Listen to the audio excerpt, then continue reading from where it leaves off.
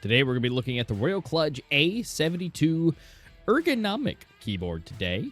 This is going to be a Alice-style split design, and we're going to see what all it looks like, what all it can do. It's got a fancy little touch button you can use your finger for, and we'll go over all that and the software and everything about it here in just a moment. So sit back, relax, and let's dive in.